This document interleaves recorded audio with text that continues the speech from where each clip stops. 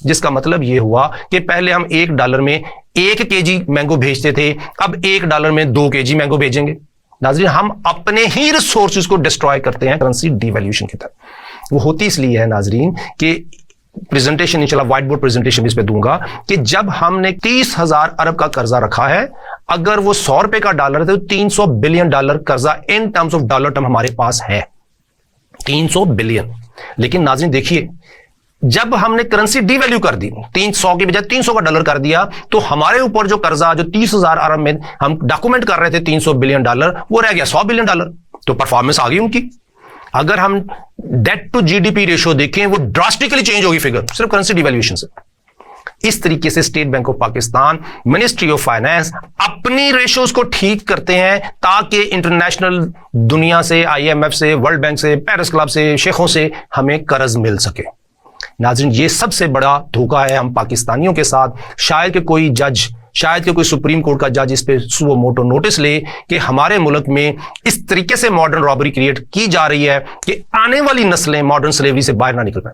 ये सिर्फ और सिर्फ मिसमैच वैल्यू क्रिएट करते हैं, जिनसे शॉर्ट टर्म कर्ज लेने के लिए, शॉर्ट टर्म बेनिफिट के लिए, short term positive indicator show करने के लिए, थोड़ा सा ब्रीदिंग स्पेस लेने के लिए नाज़रीन काम करते हैं, और उसके बाद आने वाली नस्लें उसके ऊपर अपने खून से वो पे कर रही हैं। मेरे बड़ों ने जो 1991, 92, 95 में कर्ज लिया, उससे बड़ों ने जो 1970 से 80 के दरमियान कर्ज लिया, नाज़रीन आज भी वो पेएबल है। सूद दर सूद वो चढ़े जा रहा है।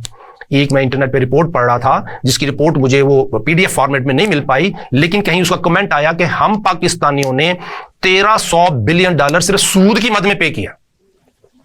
नाज़रीन, $130 बिलियन का कर्ज हमारे पे एक है और 40,000 अरब डोमेस्टिक है, लेकिन हमने $1300 बिलियन पिछले 50 सालों में सूद पे किया नाज़रीन। और आज भी वो कर्ज हमारे ऊपर आउटस्टैंडिंग है, पेएबल है, और हमारे बच्चे उस मिसमैच वैल्यू में से बाहर निकलने की कोशिश में तो हैं, लेकिन वो मजबूर हैं। कोई $100 पर मंथ पे काम कर रहा है, कोई $300 पर मंथ पे काम कर रहा है, कोई $200 पर मंथ पे काम कर रहा है। नाज़रीन, हमारा मास्टर डिग्री होल्डर $300, $200 पे काम करने पे मजबूर है। हमारे लिए क्या इंपॉर्टेंट है नाज़रीन कि हम इस मिसमैच वैल्यू से निकलें। हम अपने ऐवानों में अपने हुक्मरानों को ये रिक्वेस्ट करें कि जिसको अल्लाह ने हुकूमत अता की है, उसकी जिम्मेदारी है कि मिसमैच वैल्यू से हमें बाहर निकाले। और उस जज की जिसके पास अथॉरिटी है सुओ मोटो नोटिस लेने की, मैं हाजिर हूं सबूत देने के लिए, एनालिसिस देने के लिए, इकोनोमेट्रिक्स सबमिट करने के लिए कि किस तरीके से मिसमैच वैल्यू करेंसी डिवैल्यूएशन के तहत हम पाकिस्तानियों को हर डिवैल्यूएशन पे तकरीबन $700 बिलियन से लेके $1000 बिलियन तक का लॉस होता है। ये मैं इसके ऊपर डॉक्यूमेंट सबमिट कर दूंगा हजूर वाला, अगर आप मुझे बुलाएं, अगर कोई बुलाए मैं हाजिर हूं उसके ऊपर। As a financial economist, as a expert, मैं अदालत आलिया को भरपूर तरीके से मदद करूंगा, लेकिन शर्त यह हो कि हम पाकिस्तानियों को इस मॉडर्न स्लेवरी से निकालने की कोशिश, हम पाकिस्तानियों को इस मॉडर्न रॉबरी से निकालने की कोशिश। ये प्रोग्राम भी नाजरीन इसीलिए बैठा कर रहा हूं कि हम पाकिस्तानियों को प्रॉब्लम समझ आ जाएगी तो हम सोल्यूशन की तरफ जाएंगे। ये नाजरीन करेंसी डिवैल्यूएशन सिर्फ मेरा अकेले का, हम पाकिस्तानियों को लॉस नहीं है। अगर मैं मुल्क का प्राइम मिनिस्टर हूं, मैं देखता हूं कि हर करेंसी डिवैल्यूएशन में FBR रेवेन्यू जो हम कलेक्ट करते हैं तो उसमें कितना लॉस है, वो भी श्रिंक कर जाता है। अगर एक करेंसी डिवैल्यू ही, चूंकि हमारी करेंसी पाकिस्तान में पाक रुपीज है, इस पाक रुपीज पे जब हम कमाई कर रहे होते हैं और डॉलर रेट हम डिफरेंट करते हैं, तो हम जब उस कमाई को डॉलर में कन्वर्ट करते हैं तो आधी रह जाती। इसी तरीके से जिस तरह लोन और GDP, आज हमारा GDP फर्ज करें 50,000 अरब है, $100 का डॉलर है, तो इसका मतलब 50 बिलियन रुपीज हमारा GDP है।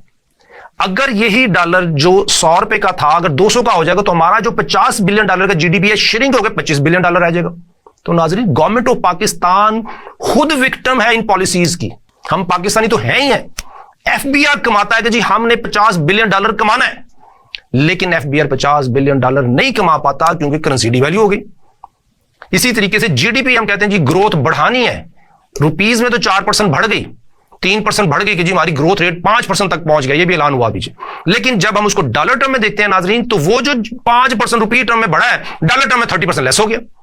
नाजरीन, एडवर्स परफॉर्मेंसेज, नेगेटिव परफॉर्मेंसेज, मनफी असरात है उन तमाम पॉलिसीज के जो करेंसी डिवैल्यूएशन की तरफ जाती हैं। ये इस पॉइंट में कि जो एफबीआर का रेवेन्यू नाज़रीन वो भी गिर रहा है in terms of dollar, GDP भी श्रिंक कर रही है इन टर्म्स ऑफ डॉलर। इसी में अगर हम जाएं पाकिस्तान आर्मी के बजट की तरफ, नाज़रीन मैंने एज विसल ब्लोअर इकोनॉमिस्ट जब लेटर्स लिखे 2013 में, मैं था एक as a student of economics में करता रहा, लेकिन 2018 में मैंने लेटर लिखने शुरू कर दिए तमाम स्टेट ऑर्गन्स को। उसमें मैंने ये लिखा, फौज को कॉपी भी थी और प्राइम मिनिस्टर को भी थी और डिफरेंट स्टेट ऑर्गन को, उसमें मैंने लिखा कि जी आज फौज का बजट है in terms of dollar $10 billion, लेकिन एक वक्त आएगा अगले 4-5 सालों में कि आपका बजट $10 बिलियन नहीं रहेगा, आपका बजट श्रिंक करके $4 से $5 बिलियन रह जाएगा। नाज़रीन आज वो सिचुएशन है कि हमारे डिफेंस बजट जो $10 बिलियन से ज्यादा था, आज वो $4 से $5 बिलियन के दरमियान है। तो इन पॉलिसीज का विक्टिम हम पाकिस्तानी भी हैं, हमारी हुकूमत भी है, हमारी फौज भी है। क्या हम इन पॉलिसीज को चेंज ना करें नाज़रीन? हमें लाजमी करना है, इसके अलावा हमारे पास कोई ऑप्शन नहीं। वो तमाम दोस्त जो इक़्तिदार में हैं, वो किसी भी स्टेट ऑर्गन में अल्लाह ने उनको इक़्तिदार दिया है, ये उनकी जिम्मेदारी है कि वो बजट डिफेंस का जो श्रिंक हो रहा है उनके लिए मुश्किलात बढ़ रही हैं, वो बजट जो पाकिस्तान की जीडीपी को श्रिंक कर रहा है, वो पॉलिसी जो पाकिस्तान की जीडीपी को श्रिंक कर रही हैं, उसको चेंज होना चाहिए। मिसमैच वैल्यू खत्म होनी चाहिए। नाज़रीन ये बहुत इंपॉर्टेंट है कि हम इसमें से बाहर आए। नाज़रीन अगला पॉइंट है कि जब हुकूमत वक्त को तो उसका लॉस हो गया, आर्मी का बजट $10 बिलियन से कम होके $4.5 बिलियन रह गया, जीडीपी श्रिंक होके डॉलर टर्म में आधा रह गया। लेकिन इस पूरे करेंसी डिवैल्यूएशन पीरियड में, मैं मिसाल देता हूं, 2018 से ऑनवर्ड की बात कर लें कि 2018 के ऑनवर्ड 110-12 रुपए का जब रुपीस था डॉलर का, 110 रुपए का डॉलर, 112 रुपए का डॉलर मिलता था, उससे लेके आज तक जो करेंसी डिवैल्यू हुई, फिर ठीक हुई, फिर डिवैल्यू की, तो कंटिन्यूसली ऊपर गई और थोड़ी एडजस्टमेंट के साथ वापस आके फिर वापस चली गई। उसमें हम पाकिस्तानियों का लॉस $2400 बिलियन है। नाज़रीन ये छोटा लॉस नहीं है। जब इक्विटी वैल्यू श्रिंक हो जाए, उसकी वजह से हम पाकिस्तानियों का कारोबार आधा रह जाता है। पहले हम 10 में एक ट्रेडर जो लाहौर चैम्बर ऑफ कॉमर्स में बैठा हुआ है, उसका मेंबर है, पहले वो $1 मिलियन इक्विटी रखता था, पाक रुपी में ट्रेड करता था। करेंसी डिवैल्यूएशन की वजह से उसकी इक्विटी $1 मिलियन नहीं, उसकी इक्विटी $2 लाख रह गई, $3 लाख रह गई। वो मैन्युफैक्चरर जो बाहर से इंपोर्ट करता था हर वीक $1 मिलियन की, अब वो हर वीक $1 मिलियन की इंपोर्ट नहीं कर पाता। वो उसने अपने एम्प्लॉयज निकालने क्योंकि उसके पास वर्किंग कैपिटल नहीं। वो सनतकार, वो एक्सपोर्टर जो पहले बाहर से $1 मिलियन की रॉ मटेरियल इंपोर्ट करके, केमिकल इंपोर्ट करके एक्सपोर्ट को बढ़ाता था, आज वो $1 मिलियन इंपोर्ट नहीं कर सकता। करेंसी डिवैल्यूएशन, ये वो रीजन है जिसकी वजह से इकोनॉमी श्रिंक हो जाती है। ये हमारे इक़्तिदार में जो दोस्त बैठे हैं उनको समझना चाहिए कि करेंसी डिवैल्यूएशन किस तरीके से हम पाकिस्तानियों को, हमारी फौज को, हमारी हुकूमत को, हमारी ब्यूरोक्रेसी को, हमारी पूरी इकोनॉमी को श्रिंक कर रही है। नाज़रीन इसका एक पॉइंट ये है कि जब हम एडजस्टमेंट करते हैं करेंसी डिवैल्यूएशन की, तो उसका फायदा सिर्फ और सिर्फ स्टेट बैंक को होता है जिसने अपनी नॉन परफॉर्मेंस छुपा दी। क्योंकि in legal terms public debt management responsibility है स्टेट बैंक की। मिनिस्ट्री ऑफ फाइनेंस का एक ही एडवाइजर है, state bank of Pakistan. So ministry of और स्टेट बैंक ऑफ पाकिस्तान किसी को रिस्पॉन्सिबल नहीं है, वो सिर्फ अपनी रिपोर्ट सबमिट करता है कैबिनेट में फॉर डिस्कशन, उसके ऊपर कोई चेक एंड बैलेंस नहीं है। नाजरीन जाते जाते पीटीआई गवर्नमेंट ने क्या काम किया था कि $1 बिलियन IMF से लेने के लिए स्टेट बैंक ऑफ पाकिस्तान को ऑटोनोमस इस तरीके से किया था कि कोई भी फैसला जो गवर्नर स्टेट बैंक लेना चाहे वो ले सकता है। वो नेगेटिव एडवाइस दे, पॉजिटिव एडवाइस दे, वो दे सकता है। वो पाकिस्तान को मॉडर्न स्लेवरी में झोंक दे, वो झोंक सकता है। उसके ऊपर चेक एंड बैलेंस कोई नहीं। नाज़रीन ये बड़े अफसोस की बात है कि इसको हमें ठीक करना चाहिए। इसी तरीके से जो हमारा बजट तैयार किया जाता है उसमें भी state bank of Pakistan ministry of finance को इस तरीके से एडवाइस करता है कि हम पाकिस्तानियों को हकीकत से दूर रखें, ताकि हम पाकिस्तानी प्रॉब्लम को ना समझें और हमारी आने वाली नस्लें स्लेवरी में ही रहें।